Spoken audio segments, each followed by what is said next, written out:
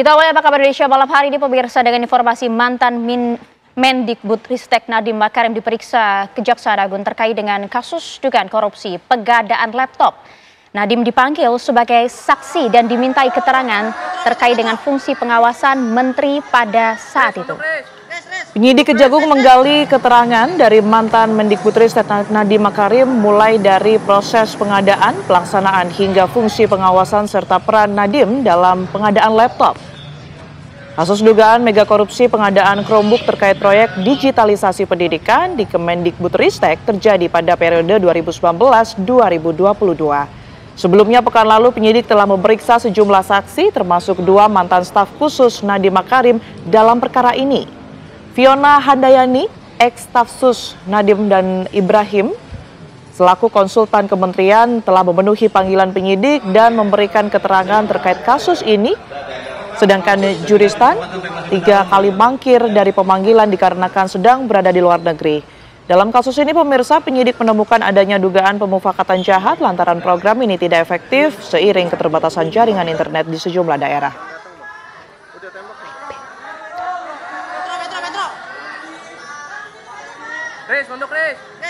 Tunduk, Res.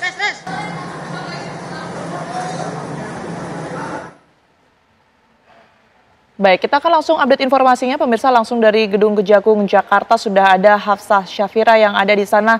Selamat malam Hafsah, seperti apa kemudian hasil dari pemeriksaan ex Mendikbudristek Nadiem Makarim yang berlangsung hari ini?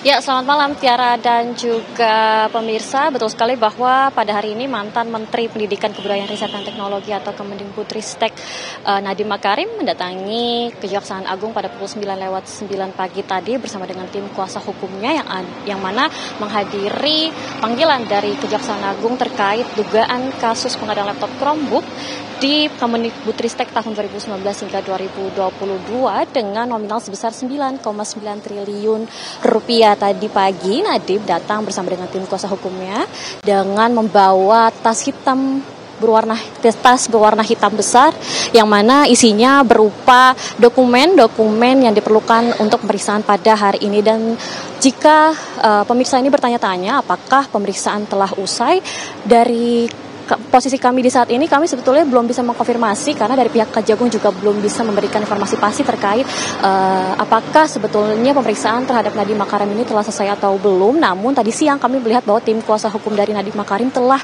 pergi atau keluar dari gedung Jampitsus, tapi kami tidak melihat bahwa Nadiem Makarim ini sendiri ikut juga keluar dari gedung Jampitsus. Jadi sehingga pada malam hari ini kami masih terus menunggu apakah proses penyidikan masih terus berlangsung atau telah usai. Dan jika kita mengolah ke belakang begitu pemirsa bagaimana kasus ini bisa terjadi, bahwa sebelumnya adanya kasus dugaan pengadaan Chromebook di Kemendikbudristek tahun 2019 hingga tahun 2022 yang mana sudah sejak 21 Mei kemarin ini secara resmi kasus ini telah naik ke penyidikan begitu, yang mana pihak Kejagung juga sudah menetapkan sebanyak 28 saksi untuk terus menggali kasus hari ini. Dan juga tadi adapun beberapa staf khusus ini juga sudah diberlangsungkan untuk dimintai keterangan, diantaranya yakni Fiona Handayani dan juga Ibrahim Arif. Dan yang masih terus menjadi PR dari pihak Kejagung ini untuk terus memanggil Juristan selaku ex-staf khusus Kemendikbudristek yang sudah berkali-kali mangkir dari pemanggilan Kejaksaan Agung. Adapun bahwa diberikan alasannya Juristan ini diketahui karena sedang berada di luar negeri sehingga belum bisa memenuhi panggilan dari pihak Kejagung.